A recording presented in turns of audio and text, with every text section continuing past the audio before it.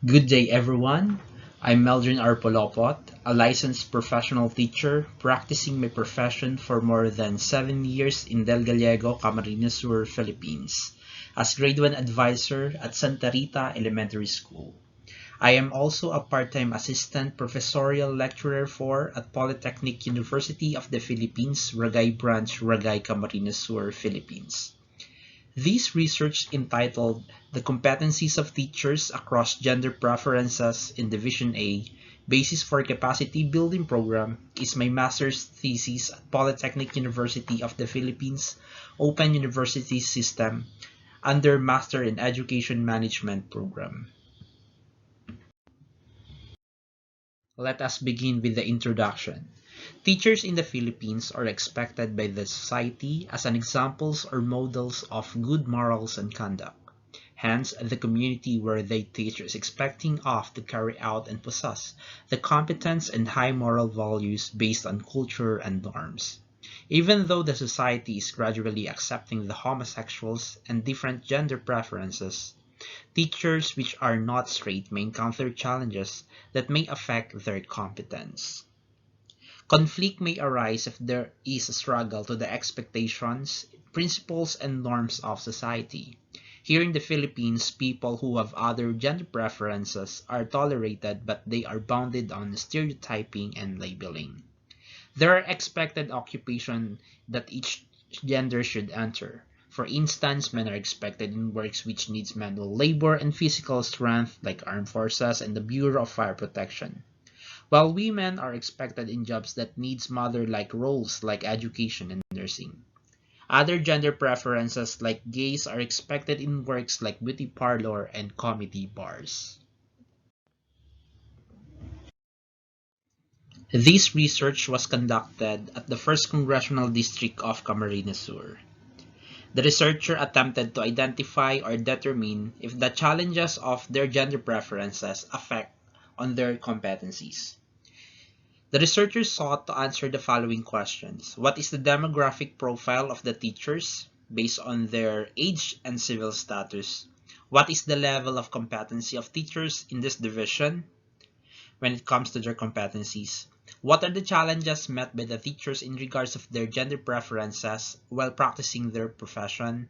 And what is the level of acceptability of the proposed capacity building program based on this research?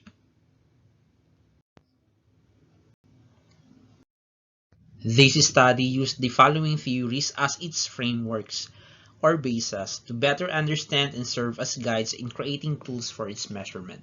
Number one is the role theory based on the works of George Herbert Mead, Jacob L. Moreno, Talcott Parsons, and Ralph Linton. These theories are perspective in sociology and in social psychology that considers most of day-to-day activities are acting out from socially defined categories like mother, manager, or teacher. Each role is a set of rights, responsibilities, expectations, laws, and attitudes that a person has to face and satisfy. Role strain or role pressure may turn out when there is a struggle in the demands of the roles and when an individual does not accept the assessment of others regarding his or her performance on his or her role.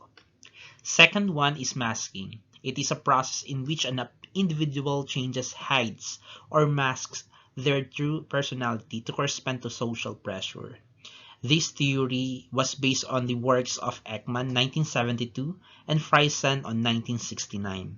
In the workplace, masking gives the feelings of dissonance, insincerity, job dissatisfaction, emotional and physical exhaustion, and self-reported health problems. Some have also reported experiencing somatic symptoms and deleterious physiological and cognitive effect as a consequence. In regards of this theory to the study, masking is the way of the people with other gender preferences to hide their identity or personality to others to avoid any negative impacts from the society. This study has a total of 696 respondents, and based on the results, majority of the subjects are between 31 to 35, which composes the 21.12% of the total respondents. Based on civil status, majority of the subjects are married, with 418 respondents, which is 60% of the total population. Based on the gender preference, among 696 participants, men are composed of 152 among 696, which is composed of 21.84% of the total population. Women are 460 with a percentage of 66.09%. Lesbian are 15, which has 2.16% of the total population. Gays are 50, which has a percentage of 7.18%. Bisexuals are 16, which is 2.30%. Transgender is only 1, with a percentage of 0.14%. And other gender preference like asexual and queers has only a frequency of 2, which is 0.29% of the total population. Here is the overall level of competence of the respondents based on NCBTS across gender preferences as a measurement or tool. Man has a scores of 3.49, which has a description of experienced. Women has a 3.53, which is expert. Lesbian, 3.47, experienced. Gay, 3.52, expert. Bisexual, 3.51, expert. Transgender, 3.48, experienced. And other gender preferences has scores of 3.45, which is a description of experienced. Here are the challenges of different genders in teaching based on qualitative method of data gathering. Man has a challenges of lack of interest in teaching, lack of interest in non-teaching loads, isolation in the workplace, low sense of creativity in classroom structuring.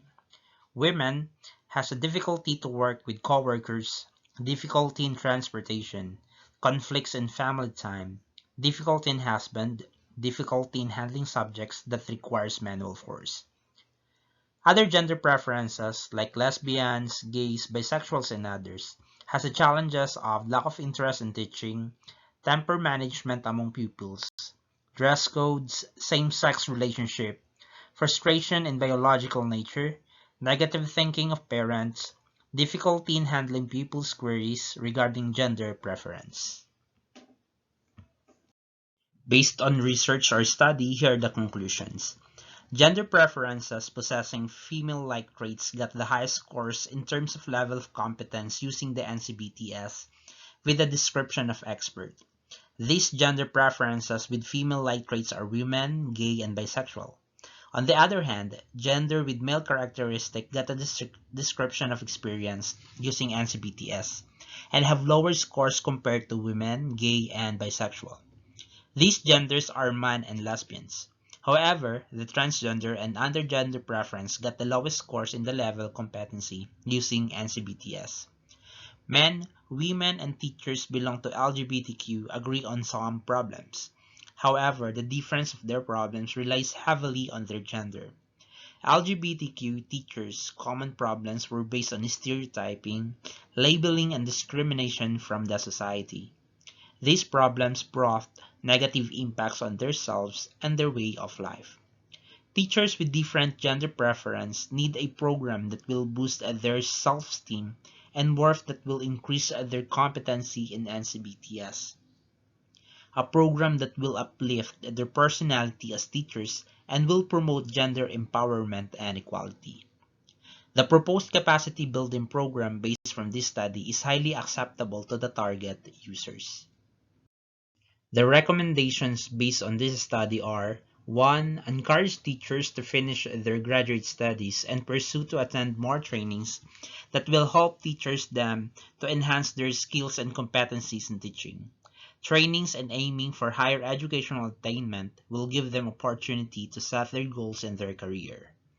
Identify the needs of the teachers across gender preference to become them more competent in teaching career. Based on the findings of the study, each gender has different challenges that will determine their weak points and can be used as springboard to develop them to become more effective and competent teachers. Create an atmosphere and school setting that will give acceptance, consideration, and positive attitude toward teachers with different gender preference. Promote a less stressed environment, encouraging coworkers to avoid discrimination and isolation. Conduct a year-round technical assistance to the teachers and include open forum in meetings and other management conferences. Give teachers an opportunity and time to speak about their experiences, personally and socially. Sharing of experiences and challenges will promote trust and camaraderie. And that will be all. Thank you for listening. Once again, I'm Mr. Meldrin R. Polopot.